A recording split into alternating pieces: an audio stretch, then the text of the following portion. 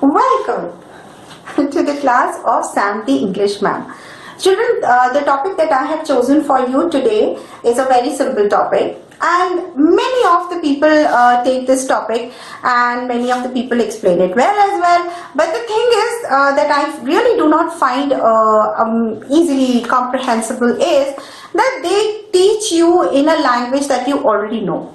What I feel is that when you are learning a new language, then you should be in an environment of that language only. Because if you need to be fluent in a particular language, let's say the example of English, then you need to have a good collection of words. You need to collect words from here, there, everywhere and build up a strong vocabulary. How are you going to build a good vocabulary if you are not going to listen to those words, if you are not going to be in that environment? So I am going to teach you in English. I am going to talk to you all the time in English, and trust me, by the end of this session, you would understand every word that I'm speaking to you, and you would have built a good collection of new words. So, let's start. My topic for today is sentence. Sentence everybody knows, but the basic thing that they do not know is that it is a group of words that must convey a meaning. So there are basically two rules that you need to remember. Rule number one, the sentence must begin with a capital letter and end with a full stop. Many of you miss out on the full stops. It must end either with a question mark or an exclamation mark. And this is the major mistake that many of you make or commit whenever you are writing a sentence. Either your sentences do not start in a capital letter, or they do not have a full stop or a question mark or an exclamation mark. Rule number two, it must make a complete sense. Now, as there are a number of people in this world, number of feelings, number of emotions, number of thoughts, views, opinions. Similarly, we have different types of. So, the first one, interrogative. Interrogative. Very difficult sounding. And many of you would be thinking, oof, where have I come? It's better not to learn English. Starting it is so difficult. What is going to happen later on? But wait, don't go, don't run away. It just sounds difficult. It is definitely not difficult. Let's look at the board. Types of sentences. Interrogative. The sentences that ask a question. So any sentence that is asking a question is called as an interrogative sentence, and this sentence would definitely have a question mark at the end. Easy, isn't it? So how easy it is to identify this?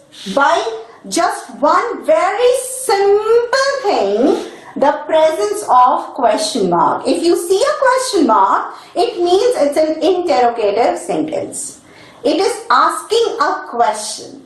Now, what are the basic words that are used to ask a question? We will see the four basic WH word and one H word. What, where, when, why. Again, what, where, when, why. For example, what are you doing? What are you saying? What are you eating? So the question has started with what, and look at the end here, there you will see a question mark. So this type of a sentence is called as an interrogative sentence. Whenever you are asking a question like what are you doing, the answer would be in form of some action. Is that clear? The next group of sentences, starting from where. Where are you going? Where are you living? Where are you working? You can see that the sentence starts with the word where and it ends with a question mark. This tells you that this type of a sentence is an interrogative sentence. And the answer to this is always a place. Where are you going? The answer would be a place. Where are you living? The answer would be a place. Where are you working? Again, the answer would be a place. So if you want a place as an answer, you need to put up your question with where. Let's look at the sentences that start with when. When are you going? When are you coming? When are you meeting? So you will see that the answer is the time. So when you want time as your answer, then you are going to put up questions with when. Is that clear? Now let's move on to the why. It's generally for the reason. When you want to know the reason, then you start your question with why. Why are you going? Why are you coming?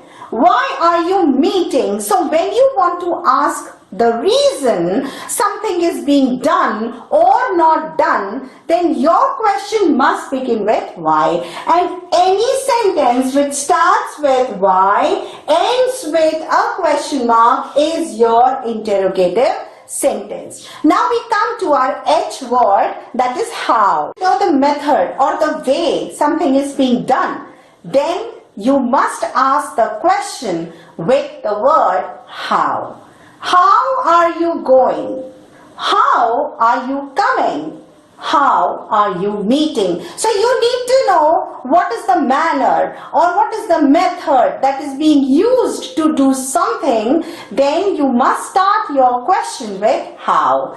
And any sentence that starts with how, ends with a question mark is your interrogative sentence. So my dear children, we have seen how to ask questions in 5 different ways, and we know that when we ask a question, that type of a sentence is called as interrogative sentence. So the word is definitely big, difficult, full, mouthful, but it is very, very easy because you have a very, very good hint, the hint of a question mark. The question mark tells you that it is an interrogative type of a sentence. Now we move on to another one which is equally big, difficult sounding, a mouthful of a word, but very, very, very, very easy. Yes, I am talking about the exclamatory sentence. So, exclamatory sentence. Often we have strong feelings inside and we want to express it. For example, you may like a very handsome boy and you want to say, "Ah, he's so handsome." Or you might like a beautiful girl and you want to appreciate her. Or maybe many of you might be thinking, "Oh, ma'am is so good, she speaks so well." So you might want to appreciate, you might want to show a lot of strong feelings. Yes? So, exclamatory sentence. That's your cue. So any sentence that helps you to express strong feelings and ends with an exclamation mark, that is called as an exclamatory sentence. Let's focus on the board. It will become more clear to you. Exclamatory sentence, a sentence that expresses strong feelings and ends with an exclamation mark, is called as an exclamatory sentence. So now you know there are 2 different marks, question mark and an exclamation mark or exclamatory mark. When you want to appreciate a flower, it's very, very pretty. Then you say, "What a pretty flower it is." You are appreciating that flower. When you want to talk about your match, you won the match, you want the whole world to know, this is how you say, "Hurrah! We have won the match." And what happens if you lose a book that was your favorite? Maybe your daddy had gifted to you, or your mama had gifted it to you, or your favorite cousin or your friend, and you have lost it. You are sad. Then you're going to say, "Alas, I have lost my favorite book."